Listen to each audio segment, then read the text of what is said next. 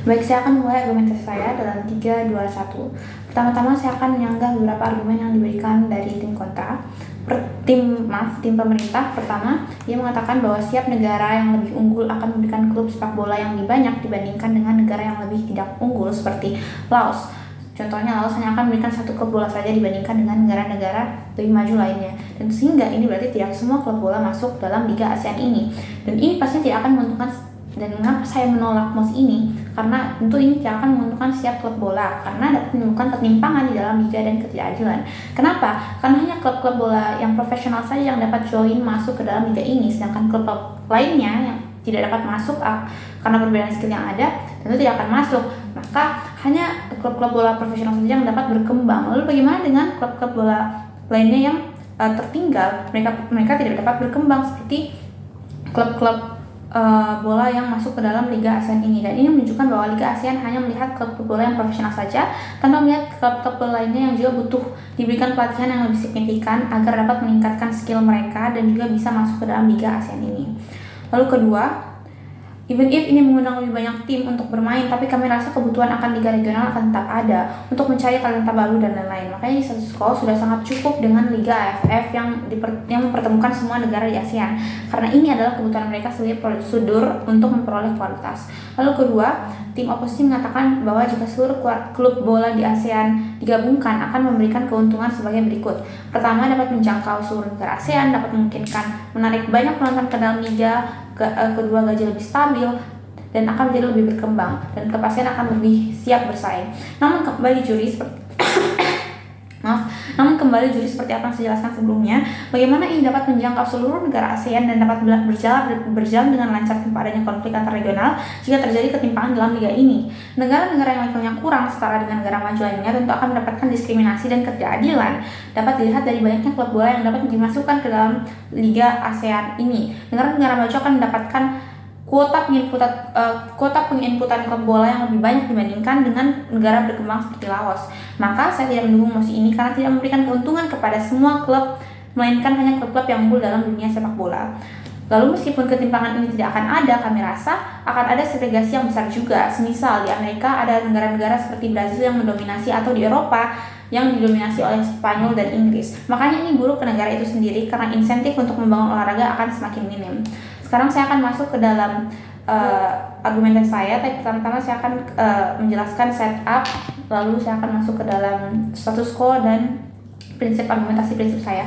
Pertama, kita harus mengetahui dulu apa yang dimaksud dengan Liga Super ASEAN. Sesuai dengan konteks slide yang diberikan oleh juri, Liga Super ASEAN merujuk pada gagasan pembentukan kompetisi sepak bola profesional antar klub dari negara-negara anggota ASEAN yang bersifat regional dan terintegrasi alih-alih bermain di liga domestik. Setiap masing-masing negara yang masuk ke dalam liga ini hanyalah negara-negara yang berada dalam organisasi ASEAN tentunya, yaitu Indonesia, Malaysia, Singapura, Thailand, Filipina, dan kelima negara ini adalah Indonesia, Malaysia, Singapura, Thailand, Filipina, Brunei Darussalam, Vietnam, Laos, Myanmar, dan Kamboja. Dan karena di dalam liga hanyalah negara-negara ASEAN, menyebabkan persaingan yang dilakukan tentu dalam kompetisi ini hanya dilakukan dengan antar negara tetangga saja. Lalu apa yang dimaksud dengan mendukung dari pembentukan liga ini? Ini berarti Dewan mensupport terciptanya suatu kompetisi sepak bola regional yang dimainkan dari klub-klub sepak bola terbaik dari setiap negara-negara ASEAN. Dan kompetisi ini dilakukan bukan antar tim nasional setiap negara-negara ASEAN, melainkan kompetisi ini dilakukan oleh sepak bola profesional dari setiap negara. Dan mendukung dalam mosi ini berarti Dewan berkomitmen untuk memberikan sumber daya dan hal-hal yang dibutuhkan liga tersebut agar terpenuhi kebutuhannya. Lalu melihat dari keadaan sekarang, di mana sudah terdiri sebuah liga yang dinamakan Liga ASEAN, menunjukkan bahwa mosi kali ini ialah unprogresif.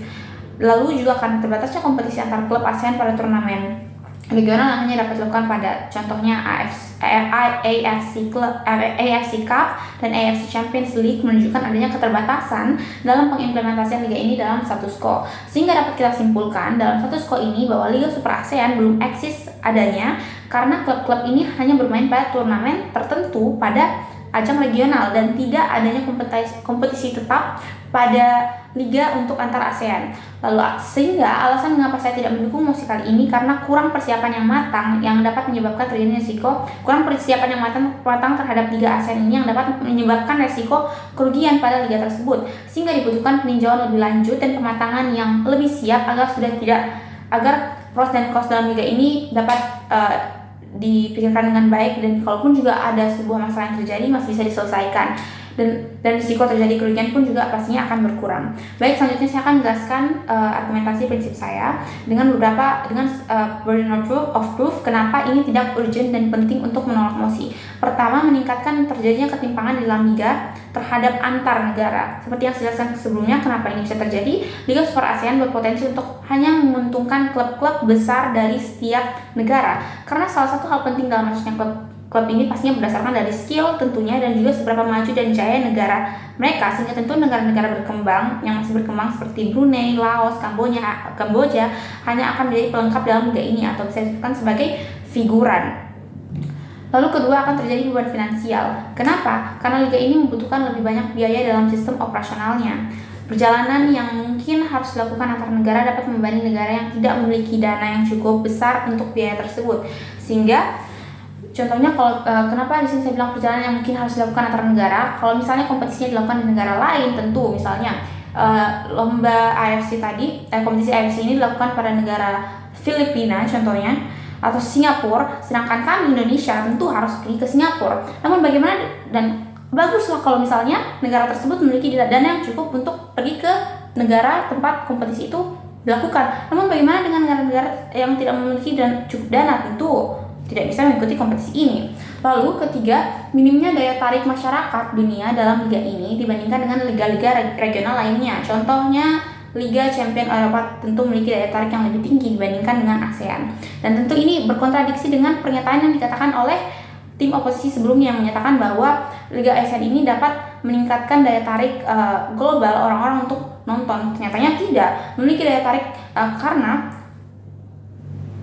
dapat dilihat sekarang bahwa liga regional lainnya yang seperti yang saya jelaskan tadi, Liga Champion Eropa tentu memiliki daya tarik yang lebih tinggi dibandingkan dengan ASEAN, dan liga ini masih belum cukup terkenal, yang menyebabkan karena liga ini belum cukup terkenal dapat menyebabkan kekuatan komersialnya lemah dan dapat mengurangi keuntungan jangka panjang yang seharusnya didapatkan.